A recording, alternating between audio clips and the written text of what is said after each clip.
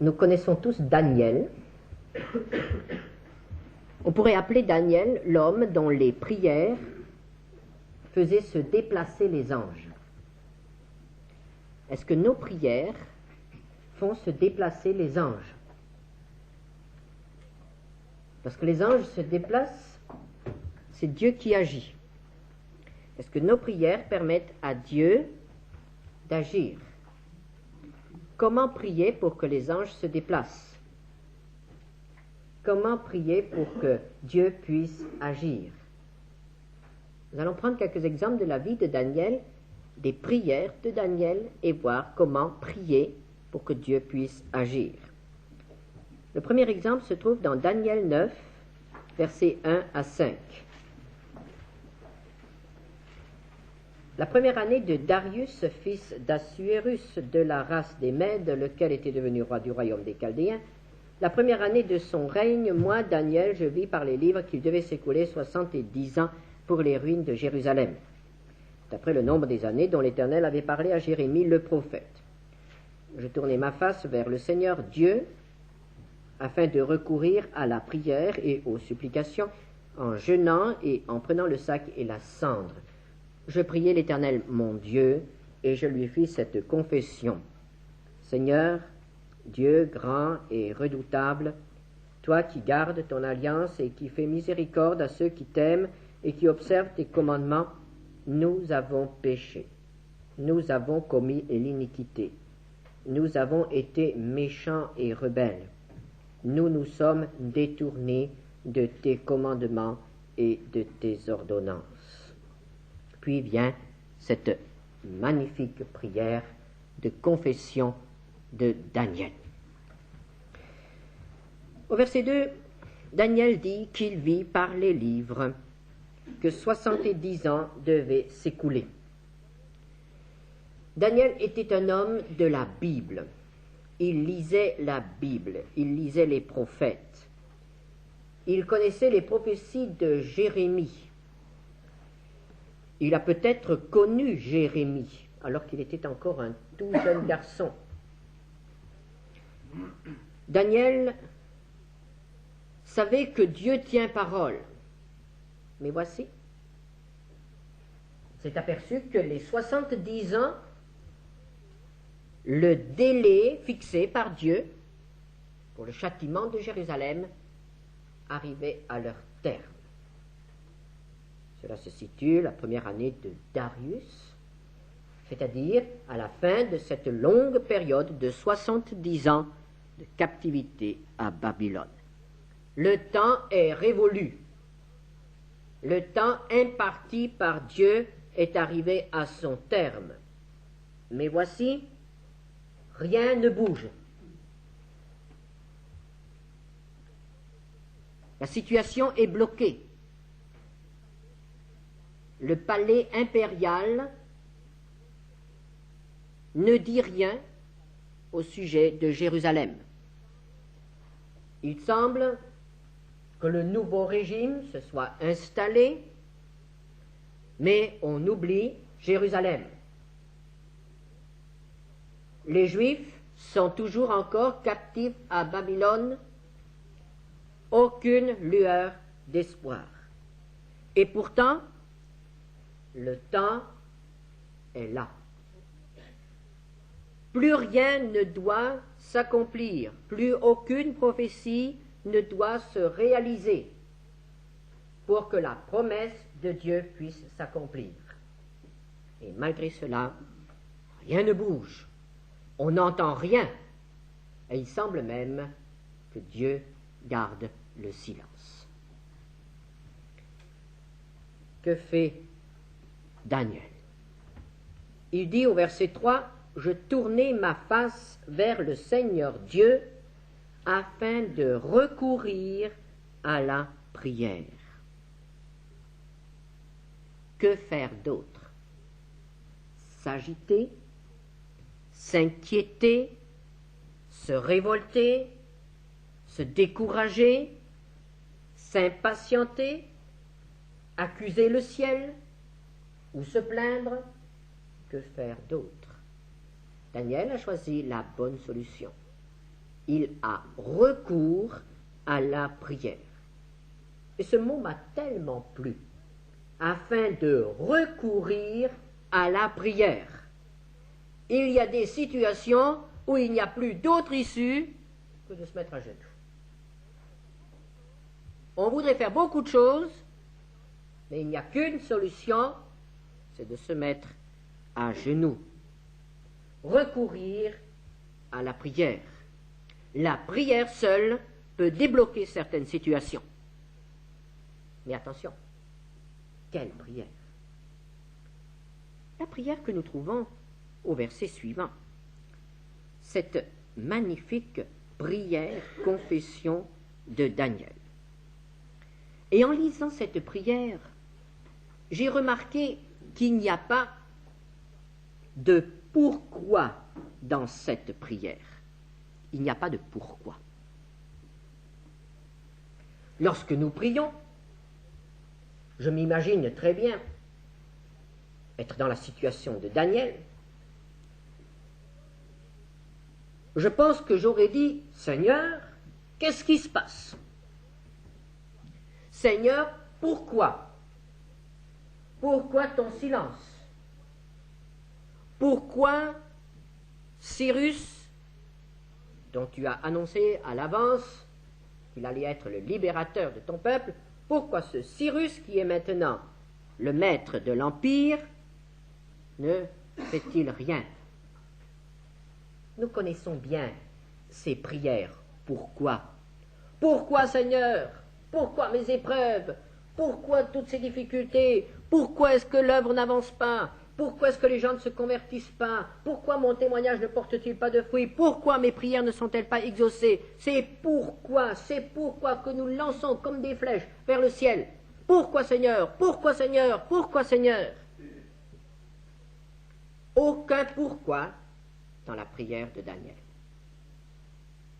Bien au contraire, qu'est-ce que nous trouvons dans la prière de Daniel? Des parce que. Des parce que. Nous en trouvons un au verset 8. Seigneur, à nous la confusion de face, à nos rois, à nos chefs et à nos pères, parce que nous avons péché contre toi. Au verset 11. Tout Israël a transgressé ta loi et s'est détourné pour ne pas écouter ta voix. Alors se sont répandues sur nous les malédictions et les imprécations qui sont écrites dans la loi de Moïse, serviteur de Dieu, parce que nous avons péché contre Dieu. Dans cette prière, il y a des parce que, il y a des car. Verset 9, auprès du Seigneur notre Dieu, la miséricorde et le pardon, car nous avons été rebelles envers lui. Ou bien, il y a des à cause de.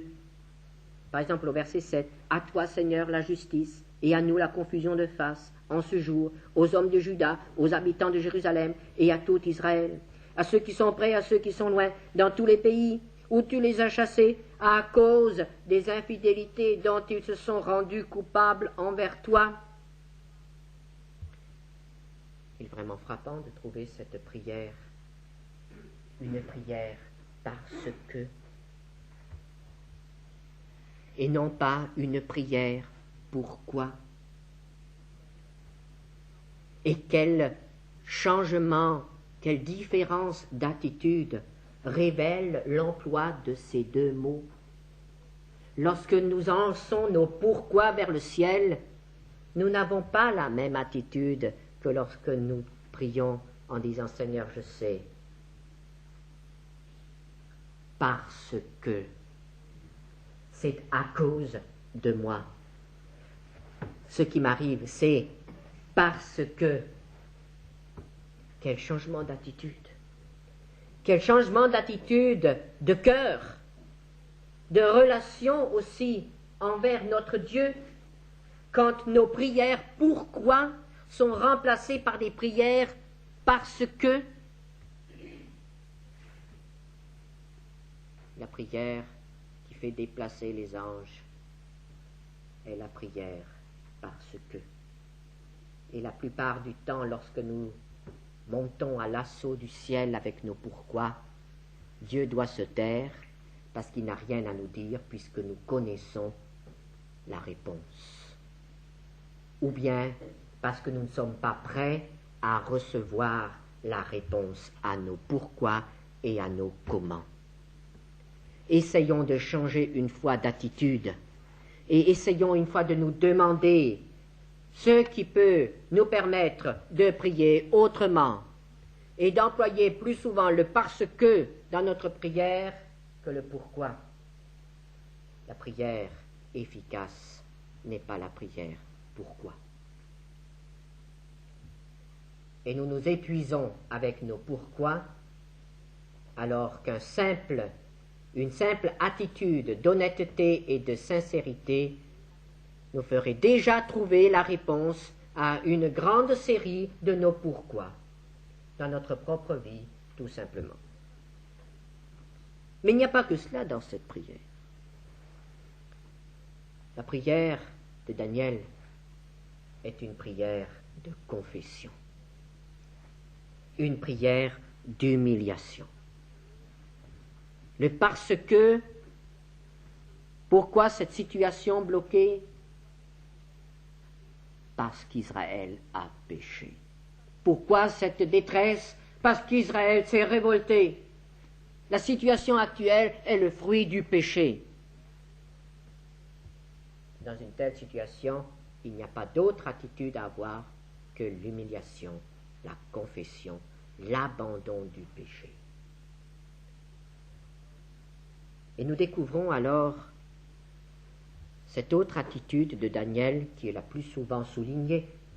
Je la rappelle simplement. Daniel ne prie pas en disant « Ils ont péché, ils se sont révoltés », mais il dit « Nous avons péché, nous nous sommes révoltés, nous sommes des méchants, nous sommes des rebelles ». Quand est-ce que Daniel a été méchant et rebelle? Quand a-t-il commis l'iniquité? La Bible nous dit que Daniel a été un croyant exemplaire. Et malgré cela, il n'emploie pas le « il », mais il emploie le « nous ». Nous avons péché. Daniel ne s'élève pas au-dessus de son peuple, mais Daniel se solidarise à son peuple. Daniel prie comme devrait prier Israël. Et ce qui est remarquable, c'est que Dieu va accepter la prière de ce seul homme, comme si c'était la prière de tout un peuple. Parce que ce seul homme, par humilité, par une bonne compréhension de la situation aussi, s'est solidarisé et a demandé au nom de son peuple pardon pour les péchés du passé. Et là, nous remarquons qu'il ne confesse pas seulement ses péchés, mais enfin, il reconnaît encore qu'il est l'aboutissement de plusieurs générations de pécheurs, parce que la situation d'Israël à Babylone n'est pas directement le fruit du péché des déportés, mais c'est déjà le fruit du péché de leurs pères. Ce sont les pères qui ont été rebelles, ce sont les grands-pères qui ont été rebelles, ce sont les générations précédentes qui ont été rebelles et qui ont provoqué au cours des siècles cette accumulation de la colère de Dieu qui un jour a dû intervenir. Les déportés à Babylone avaient peut-être beaucoup moins péché, étaient peut-être beaucoup moins rebelles que ceux qui avaient vécu auparavant dans les délices à Jérusalem. Et malgré cela, Daniel dit, nous avons péché, nous avons été rebelles. C'est la solidarité avec un peuple. Et quand nous prions pour notre peuple, ne disons pas ils sont rebelles, disons nous sommes rebelles. Nous ne devons pas nous désolidariser de notre peuple dans la prière d'intercession. Et quand nous prions pour le monde, ne nous désolidarisons pas du genre humain. Le péché, là-bas, c'est aussi notre affaire. En tant qu'intercesseur, le souverain sacrificateur devait porter sur lui les péchés du peuple. Et si nous sommes sacrificateurs de Dieu, nous devons accepter de porter aussi sur nous les péchés de notre génération. Daniel a prié. Et voici que l'ange se déplace. Au verset 21, « Je parlais encore dans ma prière quand l'homme, Gabriel, que j'avais vu précédemment dans une vision, s'approcha de moi d'un vol rapide au moment de l'offrande du soir. » L'ange s'est déplacé. Pourquoi? Parce que Dieu a parlé. Le silence de Dieu a été rompu.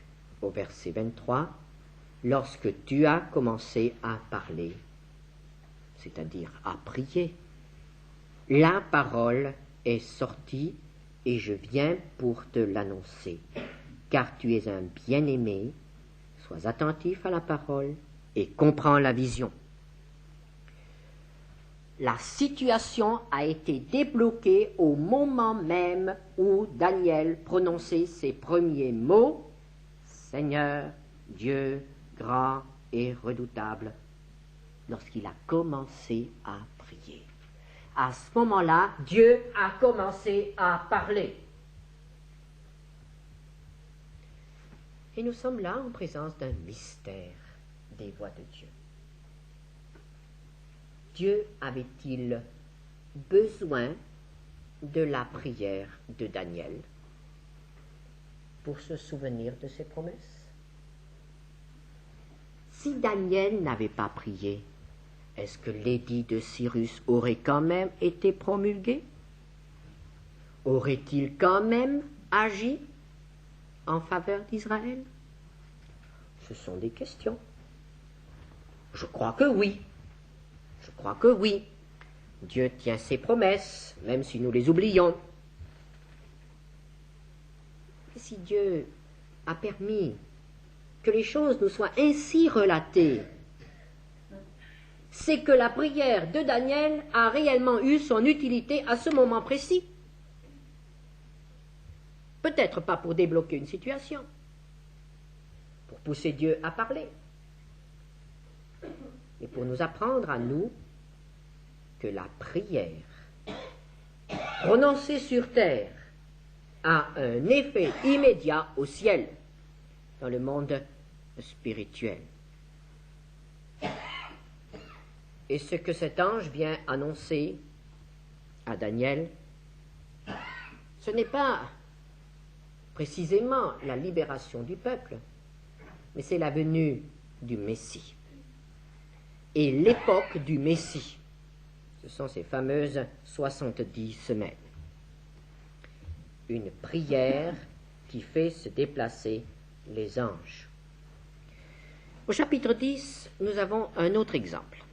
Chapitre 10, versets 2 à 3.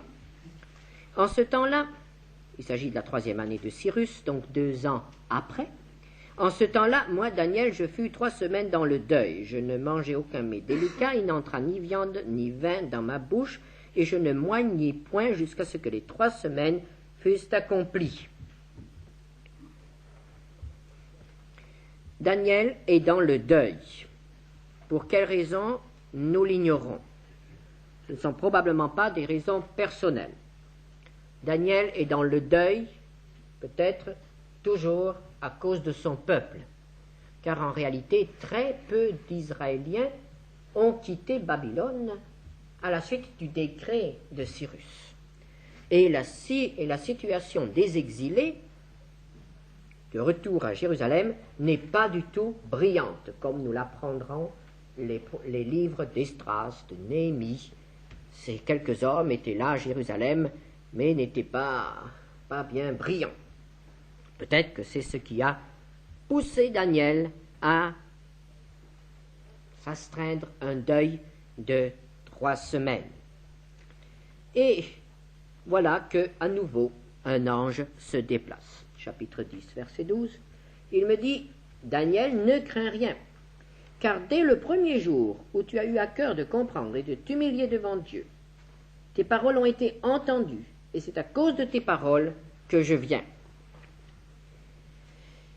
Ici, nous remarquons quelque chose. C'est que, au chapitre 9, L'intervalle entre le moment où Daniel a commencé à prier et le moment où l'ange est venu n'a pas été très long. Le temps de dire cette prière que nous avons devant nous, et il nous faut 2 minutes pour la lire. Admettons que cette prière ait été prononcée en 1/4 d'heure. Disons donc que entre le temps où Daniel a commencé à prier et le temps de l'exaucement, 1/4 d'heure, 15 minutes. Cette fois-ci, 3 semaines. 3 semaines de silence. 3 semaines d'attente. Est-ce que le message de Daniel a mis 3 semaines pour arriver jusqu'au trône de Dieu? Certainement pas. L'ange dit, dès le premier jour, tes paroles ont été entendues. Et il dit bien, au verset 12, c'est à cause de tes paroles que je viens. Donc les paroles ont été entendues. Et l'ange vient, porteur d'une nouvelle révélation. Et cette révélation est un condensé prophétique de toute l'histoire du Proche-Orient à partir du moment où, de l'époque de Daniel, jusqu'à l'époque du Messie, et nous trouvons même dans cette révélation une partie qui concerne l'Antichrist. Et ce qui est extraordinaire, c'est que l'on peut suivre l'histoire pas à pas dans les différents versets qui sont devant nous. Les différents conflits de personnes, les alliances, les disputes, les brouilles, les guerres, les oppressions, tout cela se trouve dans ces textes. 6 siècles d'histoire sont la réponse à la prière de Daniel. Nous n'allons pas nous pencher sur ce condensé d'histoire de l'Antiquité. Ce qui nous intéresse ce matin, ce sont les incidences de la prière. Et là, nous voyons au verset 20, l'ange qui dit « Sais-tu pourquoi je suis venu vers toi? Maintenant je m'en retourne pour combattre le chef de la Perse, et quand je partirai, voici le chef de Javan viendra. » L'ange révèle à Daniel quelque chose qui nous est caché, quelque chose qui est un mystère pour nous. Mais il semble, quand il parle de chef, qu'il s'agisse là de puissance spirituelle qui domine sur un pays. Il semble, d'après ces textes, que chaque pays, le monde, soit réparti en possession pour le prince des ténèbres et en même temps en possession pour Dieu. Et que le prince des ténèbres d'un certain pays affronte l'ange qui est le, si vous voulez employer un mot un peu catholique, l'ange gardien d'un pays, pour que nous puissions comprendre un peu. Et il est question dans ce texte de combat, d'affrontement dans les lieux célestes entre les puissances des ténèbres et les puissances spirituelles de Dieu. Verset 13. Le chef du royaume de Perse m'a résisté 21 jours. Mais voici, Michael, l'un des principaux chefs, est venu à mon secours, et je suis demeuré là, auprès des rois de Perse. Michael, c'est l'ange d'Israël. Michael intervient, toujours pour le peuple d'Israël. Et nous avons là ce prince de Perse, cette puissance, cette domination qui résiste à l'action de Dieu. Et cette résistance peut durer 21 jours. 21 jours. 3 semaines. C'est-à-dire exactement depuis le moment où Daniel a commencé à prendre le deuil. Qu'est-ce que la prière de Daniel a déclenché dans ce cas précis? La prière de Daniel a déclenché un combat dans les lieux célestes. Et la prière de Daniel a participé à ce combat. Là, de nouveau, nous sommes devant un mystère. En quoi la prière d'un homme peut-elle être d'un secours quelconque dans les combats spirituels? Il n'y a pas de réponse. Il y a seulement une constatation qui nous humilie. Nous sommes confondus de constater que nous pouvons faire quelque chose, que nous pouvons participer au grand combat spirituel qui se livre dans le monde invisible.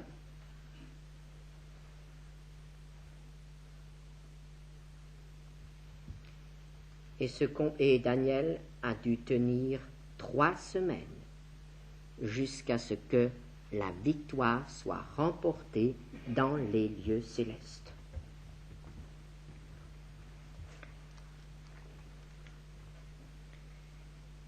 Au chapitre 11, verset 1er, l'ange apporte encore une autre précision intéressante. Et moi,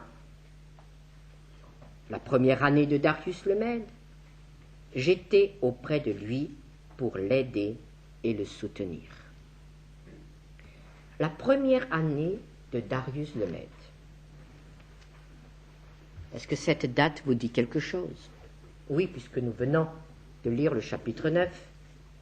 C'est l'année de la confession de Daniel, la première année de Darius, chapitre 9, verset 1er. L'ange révèle, là, quelques années plus tard, que la prière de Daniel, cette confession, est intervenue aussi dans le conflit céleste et a permis à l'ange Gabriel d'être auprès de Darius le Mède pour le soutenir et a repoussé l'influence mauvaise du chef du pays. Une prière stratégique, une prière que nous pourrions appeler stratégie mondiale. Au cours de mon voyage en Suisse, un frère m'a raconté un incident. Il était en vacances chez des parents. C'était à l'époque où le Portugal allait de plus en plus mal. Et voilà que soudain, il a eu une conviction intérieure. Il fallait maintenant prier pour le Portugal. Et la prière qu'il a prononcée, il s'en est lui-même étonné. Il a prononcé une prière d'autorité.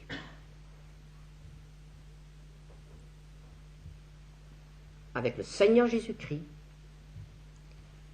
je ne me souviens plus exactement de ce qu'il a dit, cela revenait à briser les puissances des ténèbres au Portugal et de donner encore à ce peuple un temps de liberté.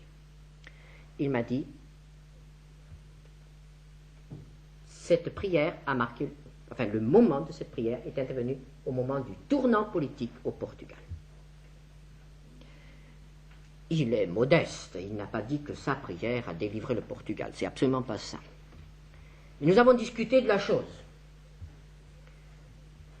Nous sommes arrivés à la conclusion que certainement, à ce moment précis, le Saint-Esprit a agi dans son cœur et a agi dans le cœur de d'autres chrétiens. Ça ne m'étonnerait pas que d'autres chrétiens aient prié dans le même sens dans le monde,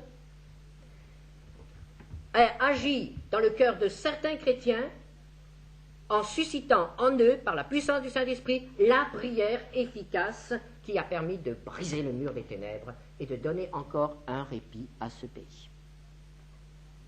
Dieu cherche des hommes et des femmes qu'il peut employer pour une prière efficace, une prière qu'ils n'auraient même pas le courage de prononcer s'ils commençaient à réfléchir à ce qu'ils disent, mais simplement parce que Dieu les inspire, Dieu les pousse, comme nous dit l'apôtre Paul, le Saint-Esprit vient en aide à notre faiblesse. Nous ne savons pas ce qu'il faut, nous ne savons pas ce qu'il convient de demander. Mais cette prière-là vaut bien tous les parlements européens ou les assemblées générales des Nations Unies. Il faut des hommes et des femmes dans l'Église qui aient une prière efficace. Quel est le prix de la prière efficace? Prenons le troisième exemple. Celui-là est le mieux connu. Même les petits-enfants connaissent Daniel dans la fosse aux lions. Et pourtant, il s'agit là de nouveau d'une histoire de prière. Daniel 6, verset 10.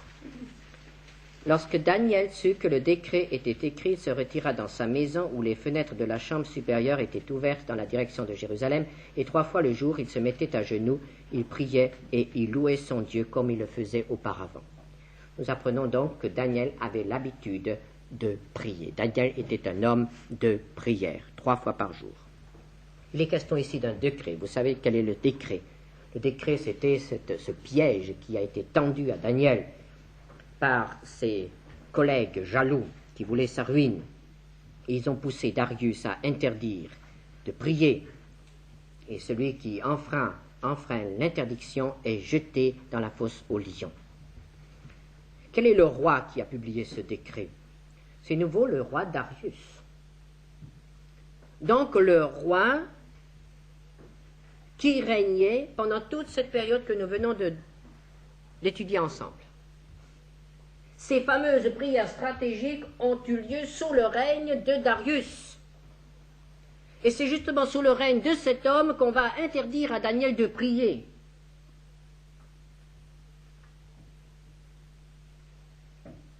Un homme qui prie efficacement est dangereux pour Satan. Et Satan fera tout pour le détruire.